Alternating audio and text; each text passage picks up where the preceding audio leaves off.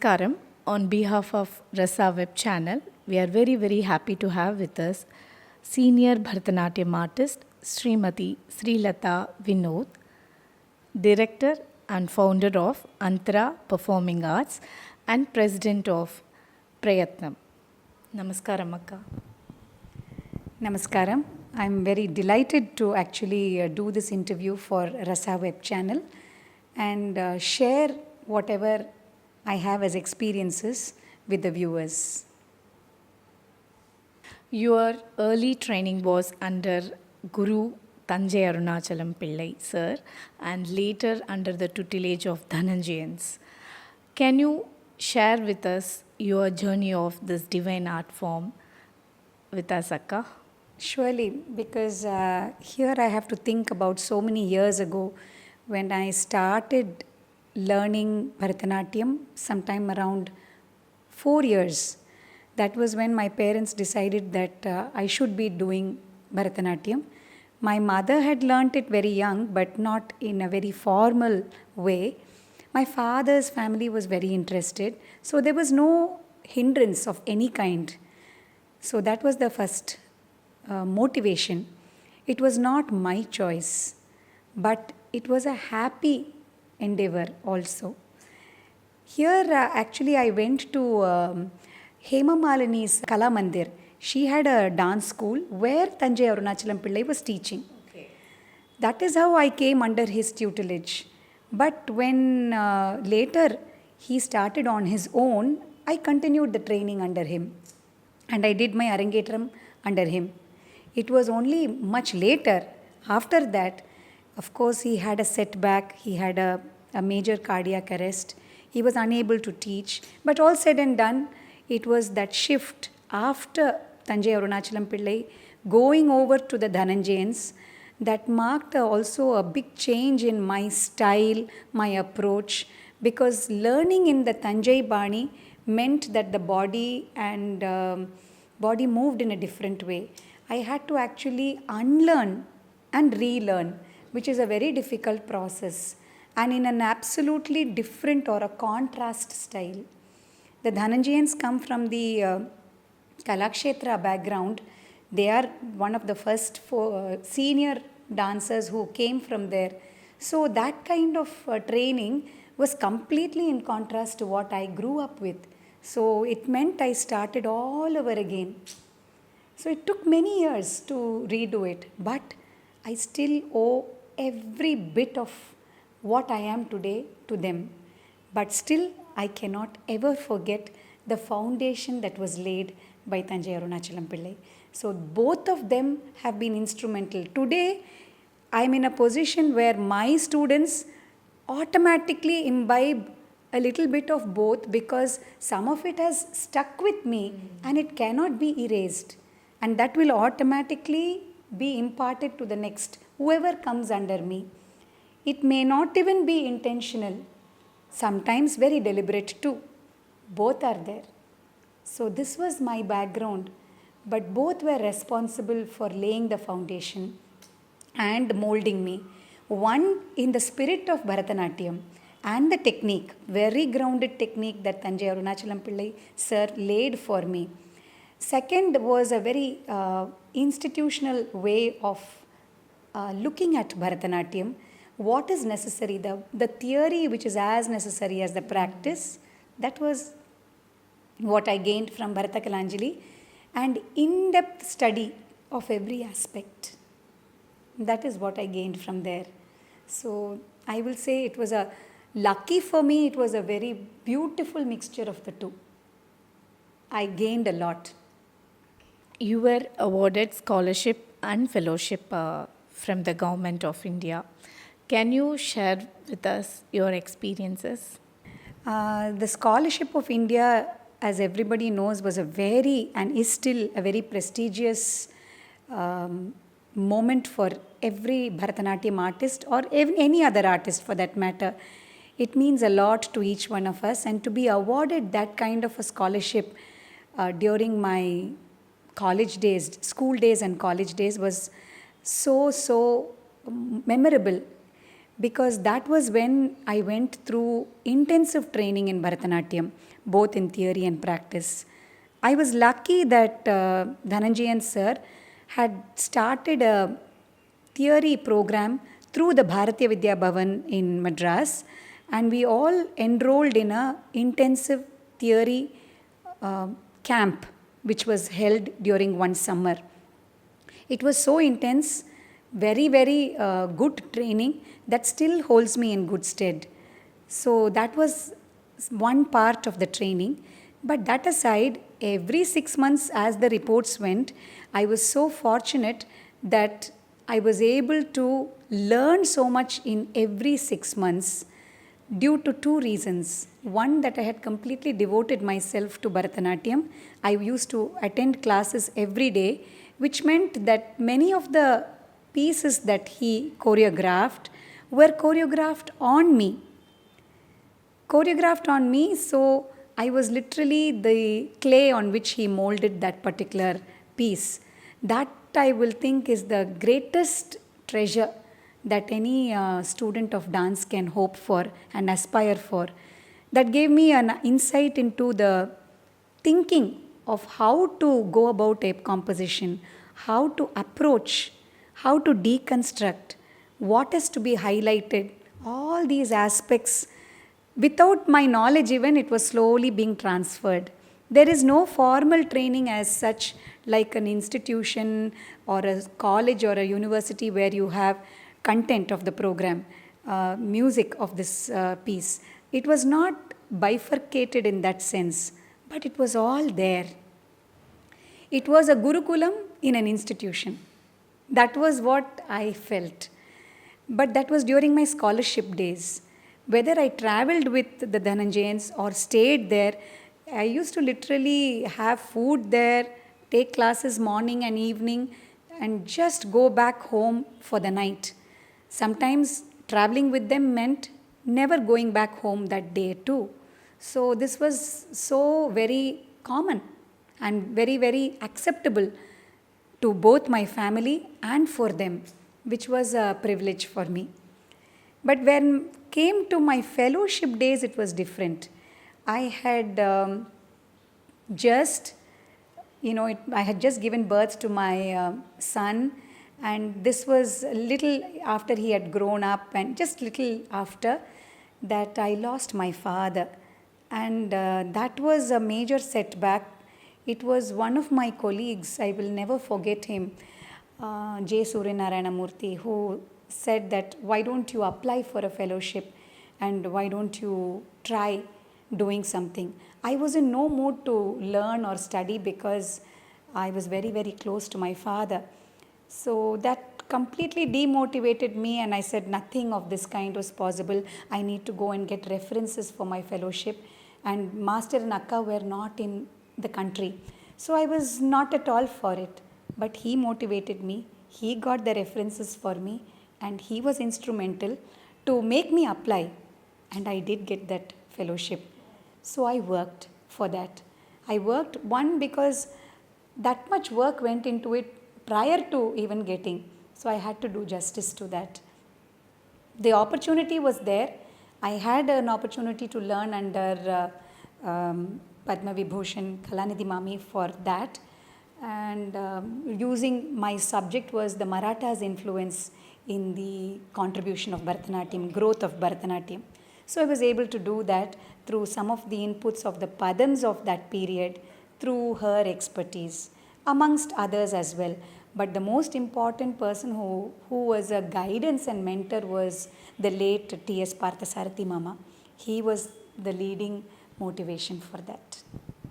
Akka, can you share your experience in performing in your guru's productions and traveling with them? Very, very memorable, because I had mentioned earlier that I had moved from Thanjai Arunachalam Pillai to the Dhananjayans. So there I was, it was a one-on-one with Thanjai Arunachalam Pillai. Here when I moved, it was suddenly into a group class. That itself was strange for me to accept, but it took a while and I accepted. Why I had to bring this in was the first group production that I was asked to do. was Sanghamitra. Okay. So Sanghamitra was just being choreographed. And here I had immediately visualized myself as Sanghamitra. But little did I realize that the day came and master had asked us to come in for the first rehearsal, and he asked me to move in with one of my friends and asked us to do a small step showing a village girl going to the riverside and being attacked by some robbers and the Buddha Bhikkhu coming to save us. So I turned around and I said, sir, இது ஆமாம் நீங்கள் தான் அது பண்ண போகிறீங்க. So that was when I realized that this was my role. So it was one anticlimax and it was a sudden fall down. I was so demotivated. I thought, my God, I had expected to be in the lead role and here I am doing this. And I was sad. I did it somehow. I didn't do it well at all. I know that. I knew that. And I went and sat after the rehearsal. The rest of the work was going on. I was waiting for my father who came little late that day to pick me up. And master was finishing the rehearsal. He was going back into the house when he saw me. He said, oh, you're waiting for your father. And I said, yes.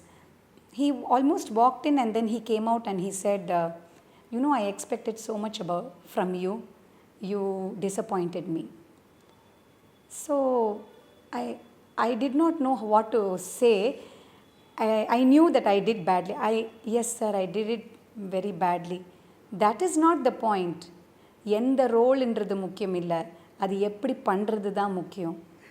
That was my first and biggest turning point. In not just a role, but in life. It is not what role you take on, but how you perform it. Whatever you do, whether you have to sweep the house or whether you have to address a gathering, that I will cherish more than any award and citation. That lesson, that is what he was also, because he was like that. Akka was also like that. Wherever they went, when we traveled with them, they did not mind doing any work or doing anything, but they will also command respect and give that dignity to that. That was my turning point, and to realize that whatever role, even if we have to stand doing a chamaram, we have to do it to the best of what it was expected. But the same Sanghamitra, I did do the lead role many years later, but I had matured to handle that, inside and outside. That was when it was given to me. So it had its own time, it took its own time, but I will never forget those valuable lessons. Small incidents where we have gone to many places. We have traveled with him all over Canada and America. Besides, I've gone to the Gulf, Sri Lanka, many places with him. It has always been like a father and a mother, traveling with them. I've never felt any different. Yes, குருவுக்கு இன்னும் respect கொடுக்கணும், S அதெல்லாம் இருக்குது. But that was the same way where how we treated our parents also. That kind of freedom also, we had to joke with them. We could play pranks. All this was part and parcel. That was not different. We never had a distance, nothing of that kind. Only when master was very angry, we knew it because we could tell. But other than that, it was always, and every moment was learning, because there will be something to learn from the experiences or from sitting in lobbies of waiting for in an airport. We would listen to an anecdote, you know, how he handled a situation, something that happened, and when an opportunity was snatched at the last minute, how did he react? How are you supposed to react in that situation? All these are valuable lessons which do not come in a classroom. That was what we benefited by traveling with them. It's not just the aura of traveling.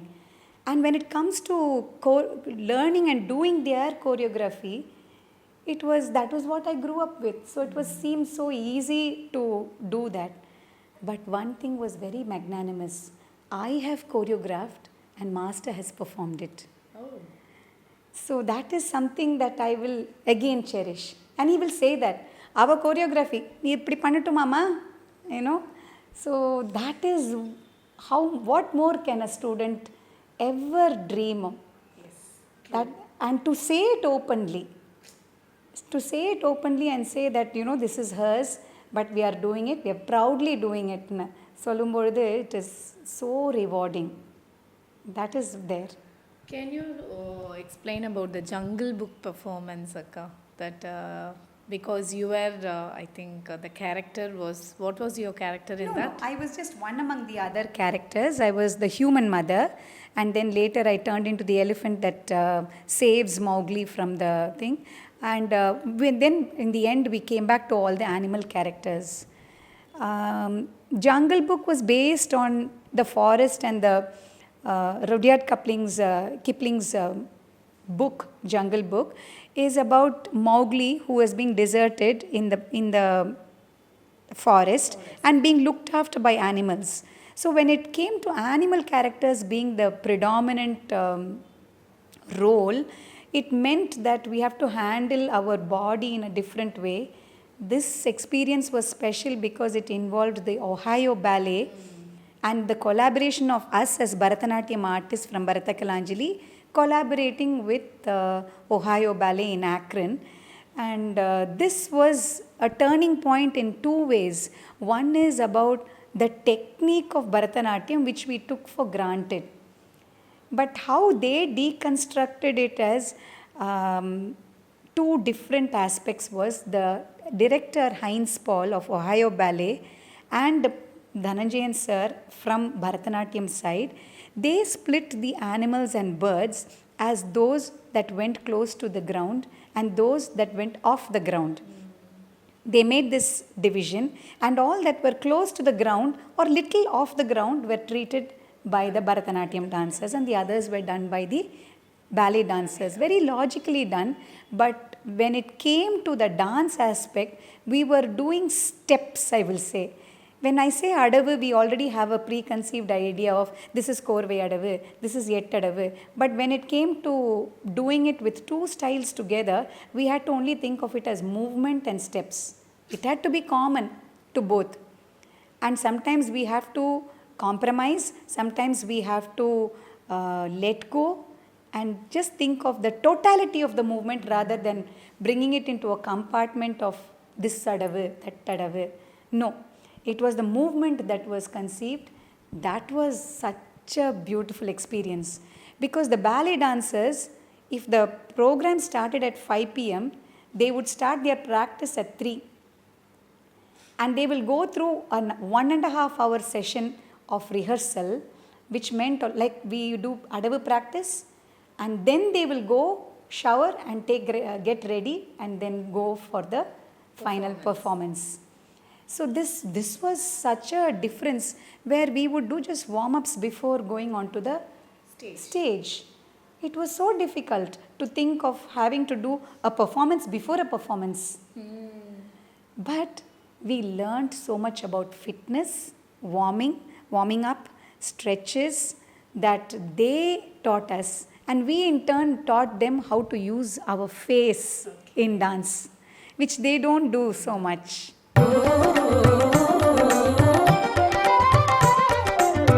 Some stories are inspirations, some stories are incidents, and some stories are memories. I want to tell you a story of hope, a story of unlimited happiness. To others, Rasa focuses on holistic development through artistic experience, dance, drama, music, storytelling, and theatre is what they would see. But I saw much more. And to me, Rasa is a place of unconditional love, all made possible by the founder, Ambika Kameshwar.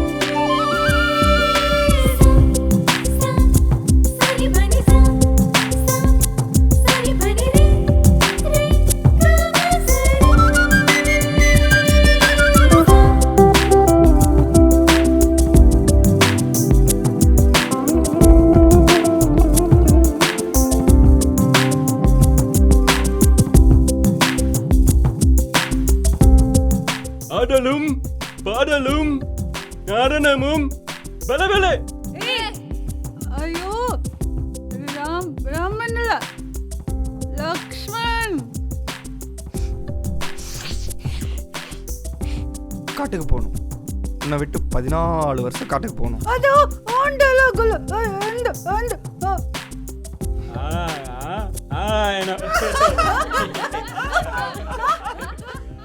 Sometimes flaws can be so beautiful and mistakes can be treasurable. What happens when you dance from the heart? It connects you to the soul. And what happens when you connect to the soul? It allows you to dissolve into an experience of ultimate bliss. And what happens when you forget yourself and just be? Then life is a celebration, just like Rasa.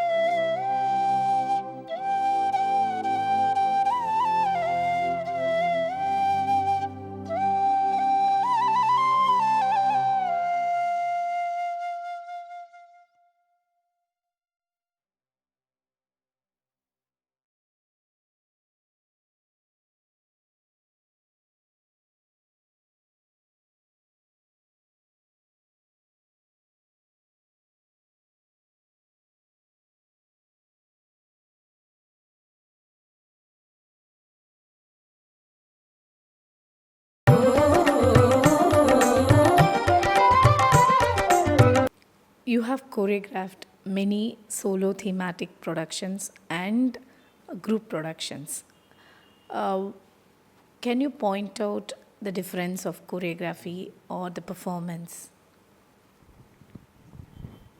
When it came to choreographing, it was mainly due to a necessity rather than a choice. Sometimes the necessity because you're given a performance and it was slowly evolving into a trend where solo thematic performances started evolving. It started, I think, way back in the 90s itself. The late Enfield S. Vishwanathan, he started Kala Mandir Trust. And for the first time, he started a festival with the theme of giving one deity to each dancer, asking them to do a thematic performance based on that deity. And I got Devi. And I was asked to do this. That was two ways it was a important phase. One, because I embarked on solo choreography without the help of my guru. And then he also choreographed for me for this thematic performance. That was when I did the first piece that I even choreographed or attempted was Annamacharya's Alarulu Guriyaga Adinade. And I showed it to him. Shantaka has done it. Then thematic for that, he choreographed Mata Parashakti in the form of a Varnam. Okay. And that was done in Ragamalika with the late Reggie George scoring the music. It came out very well. But that also gave an idea that this kind of a thematic performance within that time frame is possible. That is how I started also working on thematic performances. Slowly, the next thing was Natyarangam. The 50th year of India's independence. That was another point. Vande Mataram was the theme. And we had to look at it from different perspectives. So I chose to introduce theatre. And since Malayalam is my mother tongue, I chose to use Shankaran Kurupu Ashan's poetry as a message from Gandhiji about independence as part of it. But the main piece was about a very controversial theme, the Ramar Kovil and Babri Masjid, the entire episode. That was Mu Mehta's poem that I translated and brought into visual form in the place of a varnam. So this was another thing. But all of this involved only my body, my thinking, and it limited the choreography to one person and how much he or she can do. Here again, I had to resort to props or external aspects like shadow play, props that would move behind me, props that would move in front of me or by me. That way I could use it. But when it came to group choreography, at a given point of time, two different things can happen, which can denote two different spaces, two different time periods, or it can be the same but working in symmetry or in contrast. So all these ideas can only be done when it is a group, for which again I had to train so many dancers in my own way so that they will be able to translate my ideas into that visual form. So that was also possible. I have done a couple of productions like that. The first was Purna Chandrika, based on a very simple story of a young girl who gets lost in a forest and how she's reunited with her parents.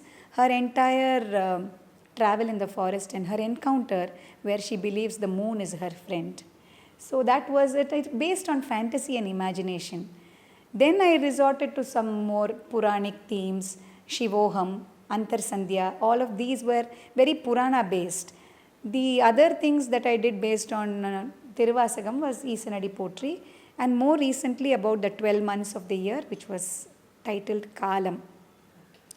Solo la pata, I've done quite a few. Yajñaseni was one on Draupadi for Natyarangam.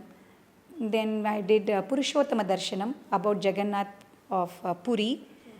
That was also through Natyarangam. Before that, as a duet, I worked with Anirudh Vasudevan on Silapadigaram, which was a very beautiful piece of work because it brought together very rich poetry, both by the original text Ilango Adigal as well as my Tamil professor, Dr. S. Raghuraman. So that was a very nice project to work on. And much later, another duet was Bandhava Bharatam from different literature, along with my sister-in-law, Atina Madhu.